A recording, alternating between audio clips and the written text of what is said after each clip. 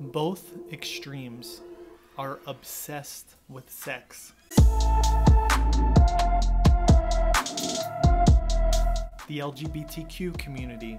You can do what you want with whomever you want, to what extent, it doesn't matter as long as they're two consenting adults.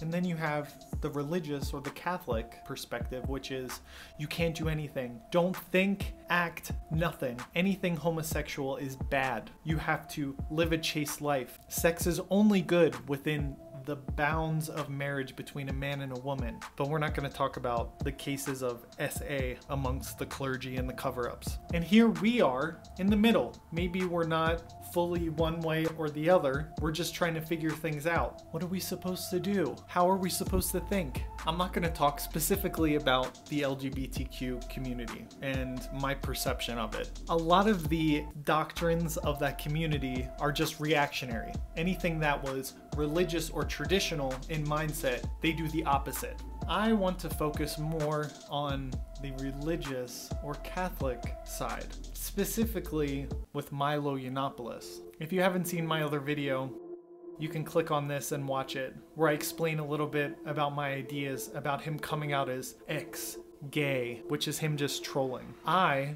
used to be a Catholic. I actually used to be a Catholic priest, and I was dealing with homosexuality at the same time, so I understand his perspective. He says within the next 5 or 10 years to devote his time to open up a center that will be devoted to a new Catholic version of conversion therapy, which he calls reparative therapy. He claims that homosexuals, in more or less of a degree, may have some sort of biological predisposition to be gay, but there's also the nurture aspect. He says that there's some evidence of having a more strong mother figure or a weak father figure or a distant father figure actually has that negative influence on young men. But also he mentioned something that will be the focus of his reparative therapy: trauma. He says, although it's possible to not have trauma, the vast majority of the cases have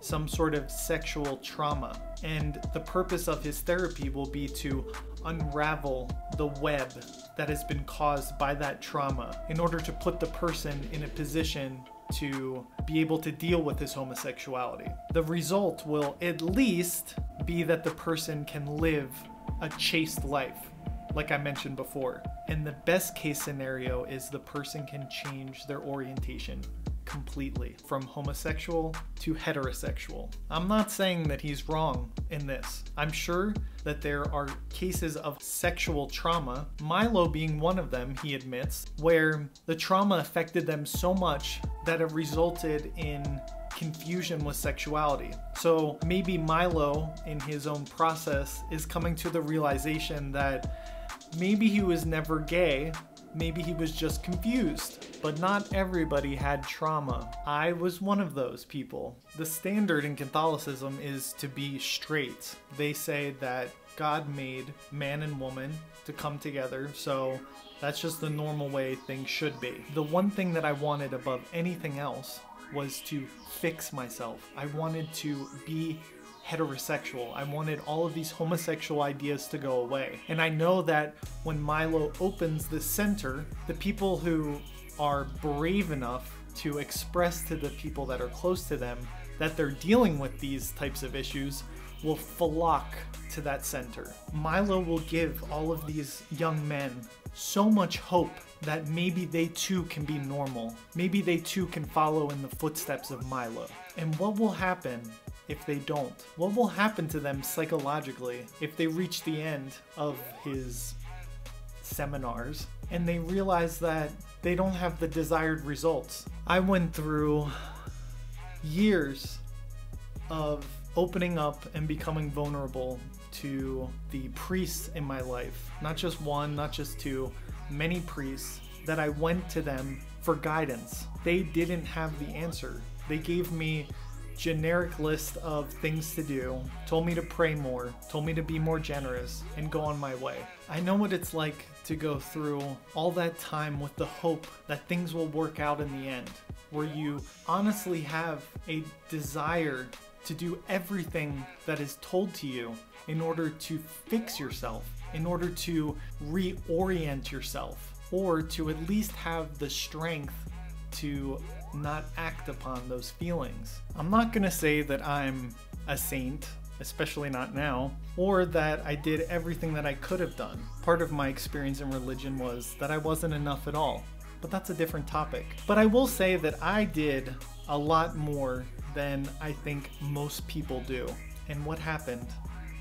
I'm sure that there are people out there who are suffering the consequences of having real trauma in their life.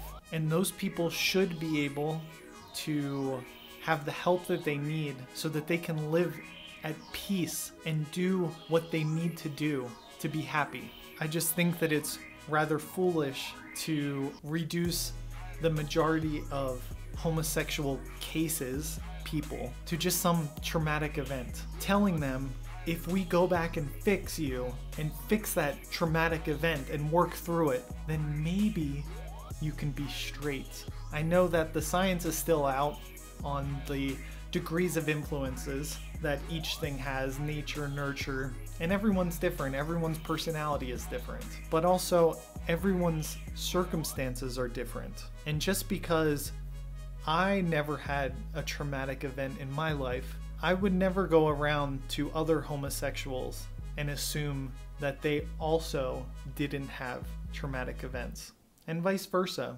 This is my life, my process, and other people have their processes. I know what it's like to try and live a chaste life and to suppress those inclinations, those feelings that I had that felt natural to me, and also focus on the spiritual weapons, they say, and to pray more and be more generous and try to unite myself more with God. And at best, it was temporary and unfulfilling in the end. One thing that I will not do is, while I'm still in my own process, tell people to follow my lead. I want to share my experiences with you all so that you can learn maybe from what I'm saying, but I would never tell someone to do exactly what I'm doing. I never want to open up a center in order to help people leave the church and follow my 12-step program to be happier outside of the church or something like that. Let me know what you think about all of this. Tell me if you have any other ideas about what he said in his interview. We can talk in the comment section. I'm always open to have discussions. I also started a page on Ko-fi, which is a way to financially support creators.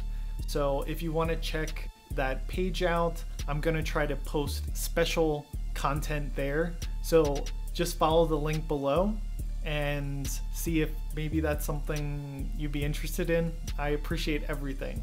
So have a wonderful rest of the week, and I'll see you on the next video. Bye.